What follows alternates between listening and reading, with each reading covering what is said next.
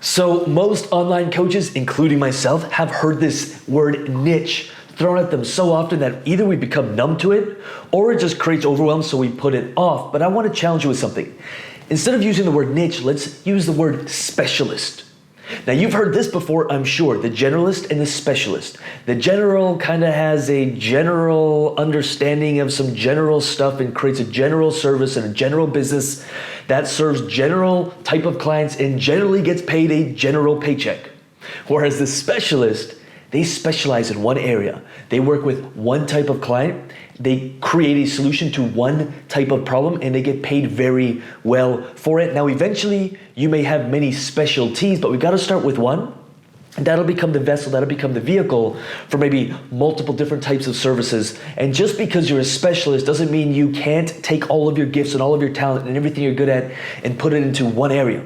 A lot of coaches are like, well, I don't want to specialize because I'm so good at so many things. Let's take all of those things you're good at and create one specialty from it. I've got this 10, 12-page guide, Know Your Niche, the ultimate guide for finding your coaching business niche / specialty, and we can do it in 30 minutes or less. So I highly recommend you download it. I'm gonna have the link below. Now, right before you do download it, I do wanna say one thing. A lot of the niche stuff coaches do is all client avatar stuff, and client avatar stuff is not the same as niche.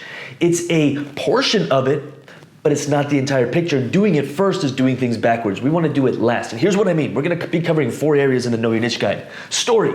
Story is really the connector. We must define your story and understand how it will connect. It's the connector. It's probably the most important part of trying to find your niche. Then we got passion.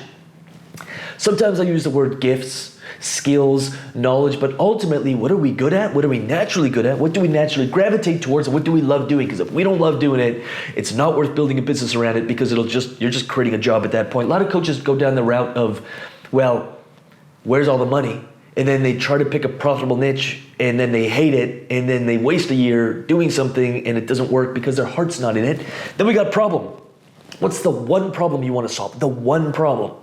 The one big problem. We're going to get really clear on that so you can actually start creating a program and a message around that. And finally, we got profit.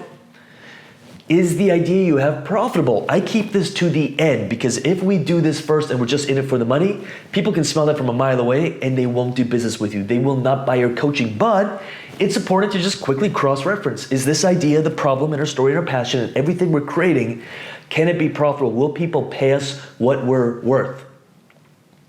And if they don't, how do we change things around so we're still true to ourselves, but we're finding a market and a problem so we can use our skills, talents, and gifts for people to actually pay us? So if you want to do that in 30 minutes or less, download your guide. Again, it's 10 or 12 pages.